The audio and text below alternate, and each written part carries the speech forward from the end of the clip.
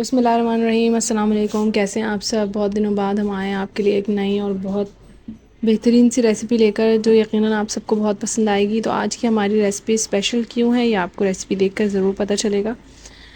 हमारी रेसिपी का नाम है मलाई गोला कबाब रेसिपी। ये हमारी बहुत ज़्यादा ट्रेडिशनल रेसिपी है और जो देखने में नहायत ही सादा और खाने में बहुत ही चटपटी सी होती है।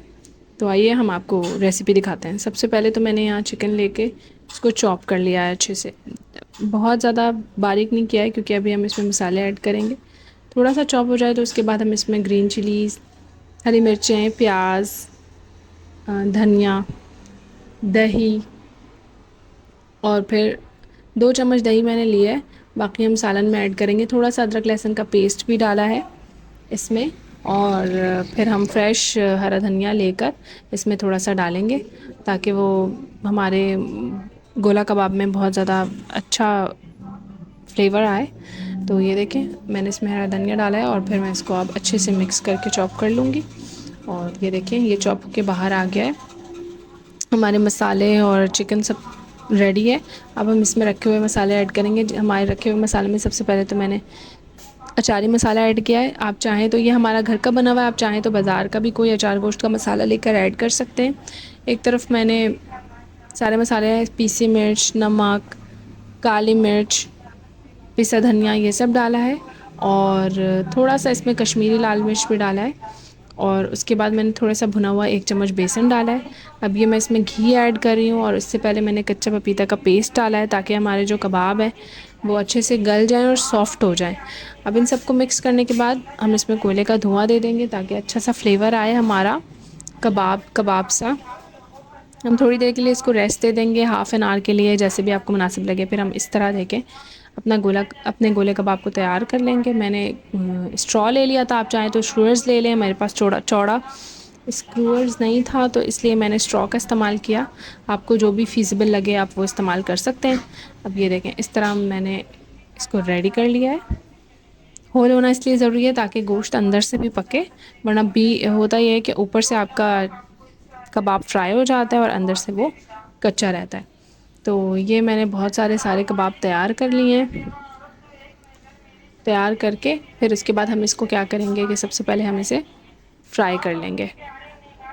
ये बहुत ही आसान और बहुत ही अच्छी रेसिपी है। देखने में नहीं लगता लेकिन ये बहुत ही चटपटी सी रेसिपी होती है, बहुत मिर्च मसाले वाली।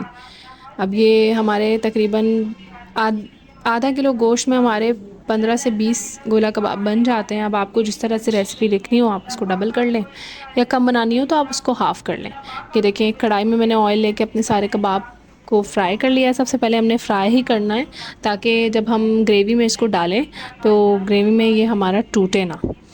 ये लाजमी है, वरना फिर ये होगा कि हम कच्चे कबाब डालेंगे तो एक तो हमारा कलर भी नहीं आएगा और हमारे कबाब टूट भी जाएंगे। अब मैंने दूसरी कढ़ाई में तेल लेकर सबसे पहले अदरक लहसुन चॉप किया हुआ डाला है, लहसुन और थोड़ा सा अदरक इसमें शामिल था। ये देखें, गोल्डन ब्राउन होता है कि इसको फ्राई करेंगे। फिर उसके बाद हम इसमें ऐड कर लेंगे दही। जो दही बची थी वो मैंने सारी ग्रेवी में डाल दी है। कोफ्तों में 2 चम्मच डाली थी तो इसमें 4 चम्मच डलेगी ग्रेवी में। 4 चम्मच 5 चम्मच आप जिस हिसाब से दही ग्रेवी पसंद करते हैं उस हिसाब से डालें, क्योंकि इसमें ज़ाहिर है मलाई गोला कबाब रेसिपी है तो इसमें क्रीम भी लाजमी डलती है। अब ये मैंने इसमें चॉप किए हुए हरी मिर्चें ऐड कर लिए हैं। चॉप की हुई हरी मिर्च से जो फ्लेवर आता है वो बहुत ही ज़बरदस्त होता है और स्पाइस को आपके बिल्कुल बहुत ही ब्लंट कर देता है। और फिर इसके बाद आप इसमें काली मिर्च ऐड कर लें। मैंने थोड़ी सी काली मिर्च डाली है, बहुत ज़्यादा नहीं डाली है, क्योंकि हरी मिर्च की तेज़ी वैसे ही बहुत ज़्यादा काफ़ी होती है इसमें। और थोड़ी सी काली मिर्च ऐड करने के बाद अब हम इसमें पानी डाल लेंगे। मैंने दही का पानी डाला है इसमें, थोड़ा सा दही का, ताकि हमारे ग्रेवी में खटास आ जाए।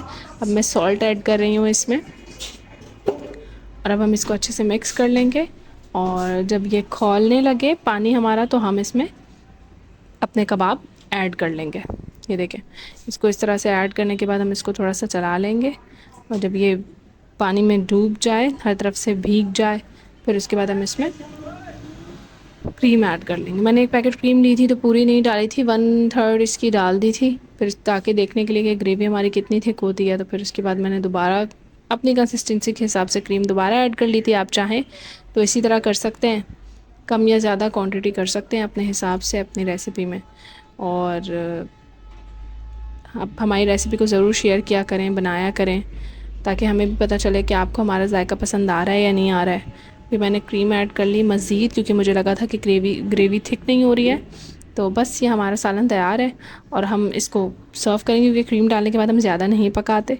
अब इसमें आप हरा धनिया, हरी मिर्च ऊपर से डालें और खाएं। हमारी वीडियो को ज़रूर लाइक करें, शेयर करें, सब्सक्राइब करें हमारे चैनल को, और हमें दुआओं में याद रखें। हमारी रेसिपी ज़रूर ट्राई कीजिएगा और हमें बताइएगा कि आपको पसंद आई या नहीं आई। दुआओं में याद रखिए, अपना ख्याल रखिए और हमारी रेसिपीज़ को शेयर करते रहिए।